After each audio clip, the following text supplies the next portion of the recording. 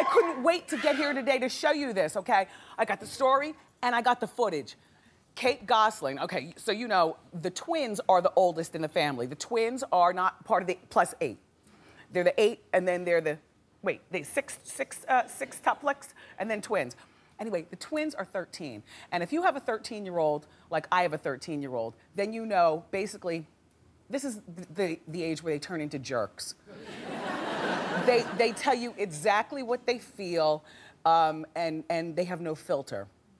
Kate made the mistake of bringing her 13-year-old twins on the Today Show to talk about how normal their lives are. Well, honey, there will be no new iPhone for these girls.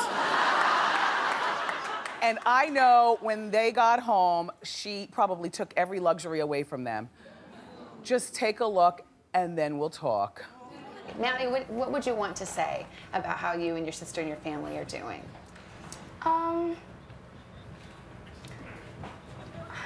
Maddie, your words. No, It's it's your hard. chance. It's a Spit it hard out. question. Oh.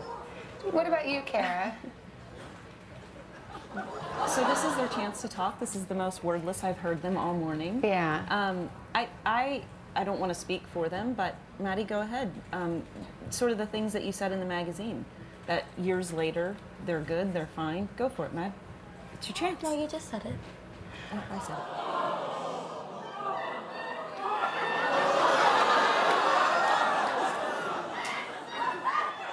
At least Kate looks pretty, because at this point, that's about all she has. Kate looks real, come on, you all don't think Kate looks good? No. Suzanne encouraged you to clap. If you don't feel as though she looks good, that's fine. See, I'm the type of person, I'm able to separate how I feel from, you know, how somebody looks, from this, from that, and the other. These two girls embarrassed the heck out of her. Team John, you've just lost all of your credibility, Kate Gosselin. Go someplace. Look. And when John was on the show the other day, people didn't know what to think prior to him coming out there. After he left, everybody in my studio audience and me fell in love with him. Like, he was just so normal and so, it seemed, humbled by the whole TV experience, and it just, he was really likable. And then I looked on my Facebook where people can be so mean. They like John Gosselin also. Kate. Oh, well. Let's move along to Jennifer Lopez. So, Jennifer is opening up about dating Casper so quickly after divorcing Mark Anthony. You know, she says that she's one of those people who doesn't like to be alone. She says she has no shame in that.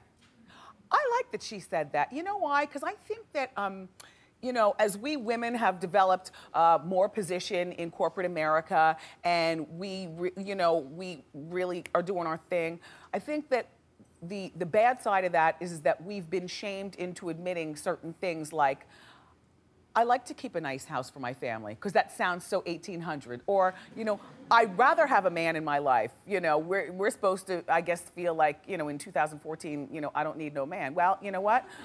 I agree with Jennifer. I enjoy being in a relationship. And there have been times in whether it's marriage or whether it's long-lasting love like Russell and Goldie, you know, I don't consider men a necessity. I consider them a luxury. If you understand what I'm saying.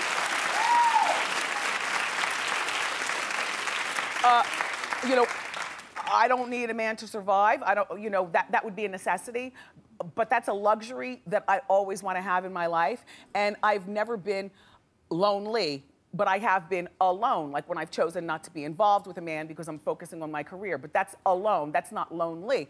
And even when I was single, I can recall dating as many as 4 or 5 men at one point. I didn't say sleeping with them. Are you serious?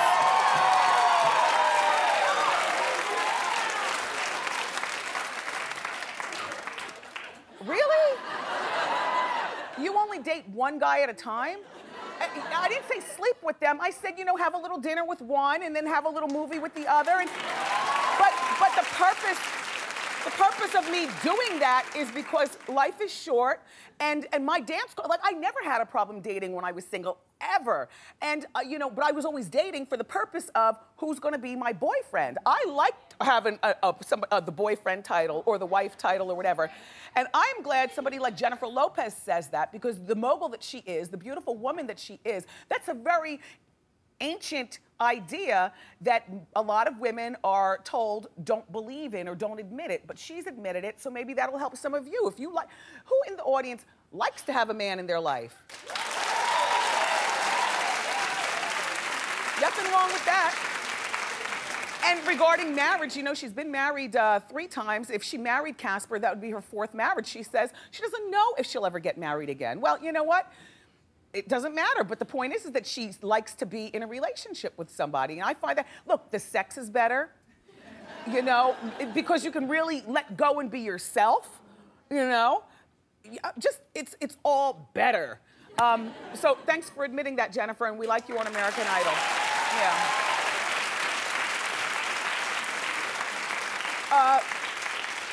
Michelle Obama is celebrating her 50th birthday today. Happy birthday. And tomorrow, the president is reportedly going to throw her a gigantic bash at the White House. Well, I'm glad about this bash, because when I first heard that she stayed behind in Hawaii to, you know, be with Oprah, I said to myself, oh my gosh, because I thought that was her actual birthday. But it turns out that was just a little something, you know, like a little girl's time. Let Barack and her daughters go back to the White House. And she called that her gift to Barack, you know, that he has the whole house to himself. And she stayed with her girls and she had fun. Her actual birthday, like I said today, and the big birthday party's tomorrow, and the guests were advised to wear comfortable shoes. Now, comfortable shoe to me always means a flat or bring a pair of slippers, which means that they're probably gonna be dancing on the couches, and he doesn't want heel puncture holes in the couch. I bet you that party's gonna be good. Yeah.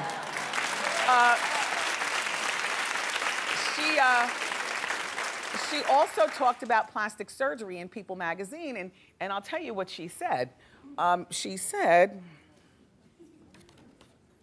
women should have the freedom to do whatever they need to do to feel good about themselves. Right now, I don't imagine that I would go that route, but I've always learned to never say never.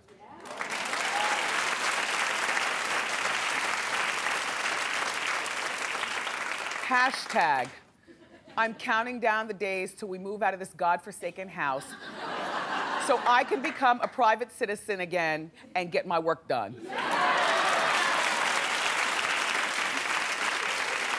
In my mind, that's what she meant. In my mind, that's what she meant. Okay, so, you know, moving on, Melanie Griffith, who is now 56 years old, she's speaking out about Hollywood and how it treats older actresses. Well, she's not saying anything new.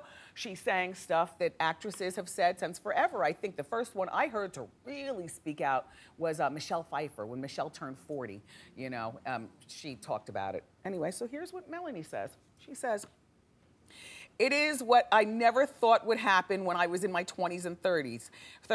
Hearing actresses bitch about not getting any work when they turn 50. Now I understand it. It is just different. In a lot of ways, Hollywood is a very superficial place. In a lot of ways? You mean in every way? It is all about youth and beauty for women anyway. Yeah, well, it's very unfortunate that this happens. You know, there are women over 50 who get roles. Unfortunately, it's always Meryl Streep. And they don't know. Well, it's just like, you know, black people complain about roles in Hollywood. And, you know, I guess being an older woman in Hollywood is kind of like being black in Hollywood. All the roles go to the same person, same person, same person. And it is unfortunate, but, you know, if you know this and you're an actress in your 20s and in your 30s, then hopefully you're saving your money and maybe planning on getting your little side business or something, because it's probably not going to change. The world, unfortunately, is a youthful place. And as best I can see, about the only place that you're allowed to be 50 plus and still, you know, have a nice career is being a talk show host. No, you laugh. Well,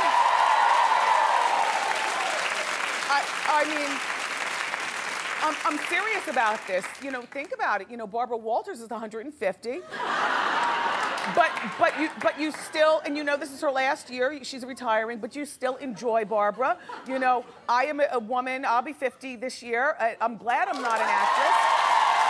I'm glad I'm not an actress because I definitely see where this is absolutely true, and it's very unfortunate. At least Melanie can live vicariously through her daughter, who's playing Anastasia in the 50 Shades movie, and this girl is in her, look, eat something.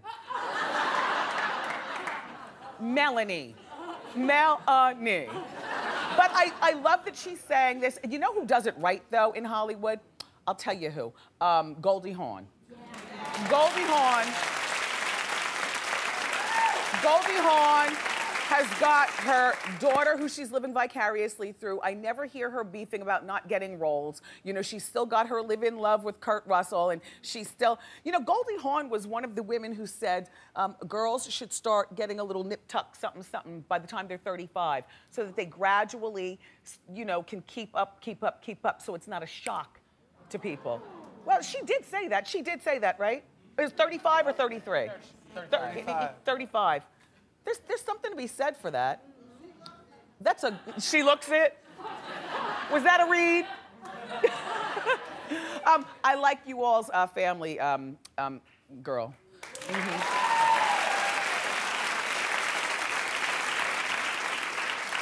So, it's a sad day in the Duff family.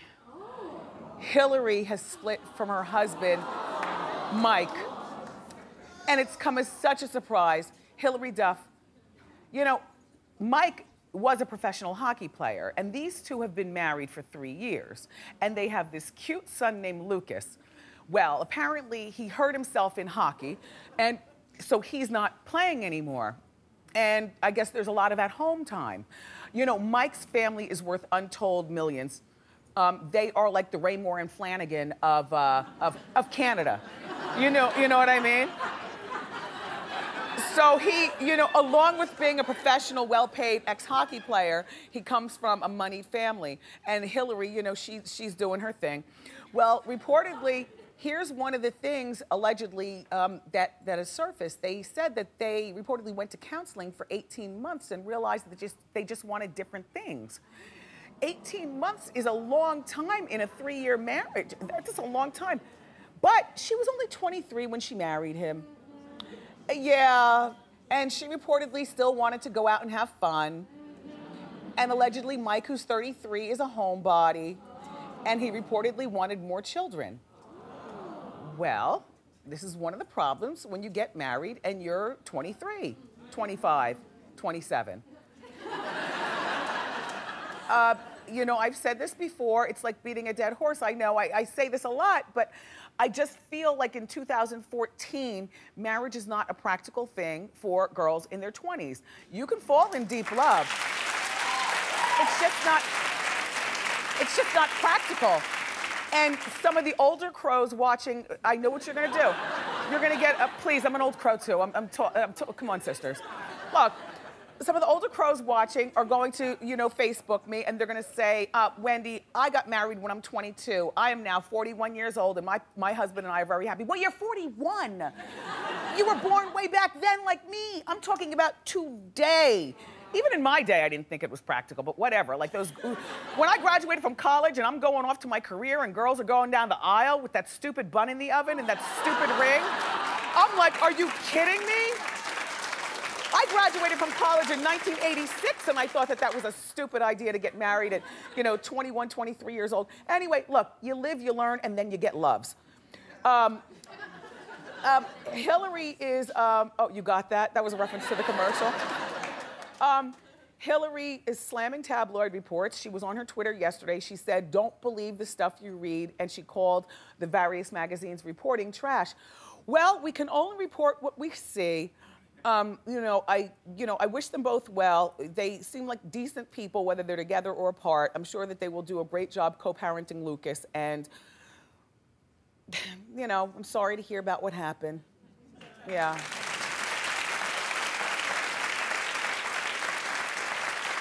Have you been watching Beverly Hills Housewives this season? All right. right, I'm gonna ask you a question. Suzanne, don't coach. I want honest answers from our co-hosts. The rumor is that Kim Richards might be getting the boot from the show.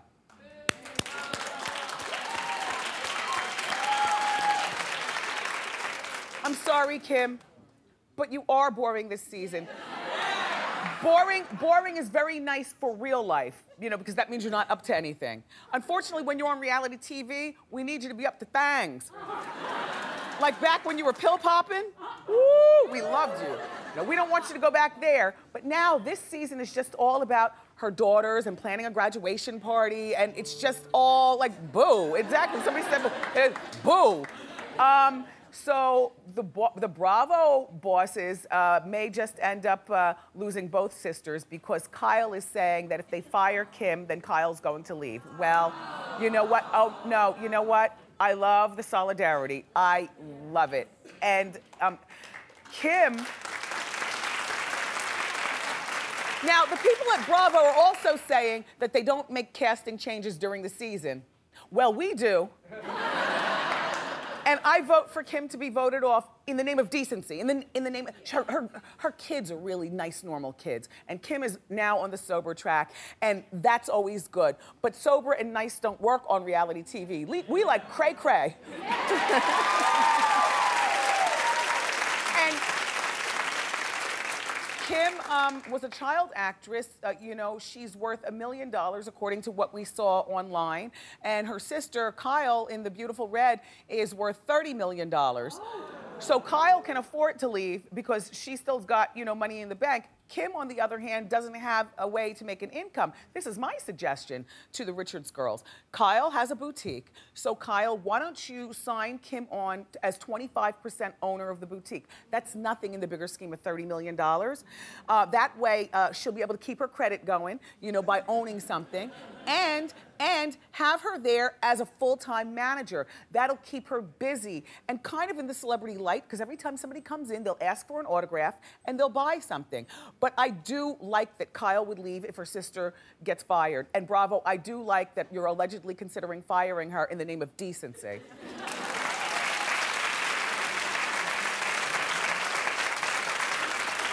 Did that make sense? Okay. There's a viral video on the internet that, well, some people think it's funny. I don't find it funny at all, on account of I don't like to be scared.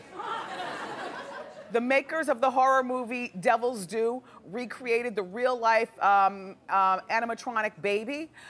They put a devil baby in the street in a baby basket to scare unsuspecting New Yorkers. Now, by the way, this video was made by the same people who did the Carrie scary video to tease for the movie where Carrie flew up on the wall in the coffee shop. Only this one is better. Watch this.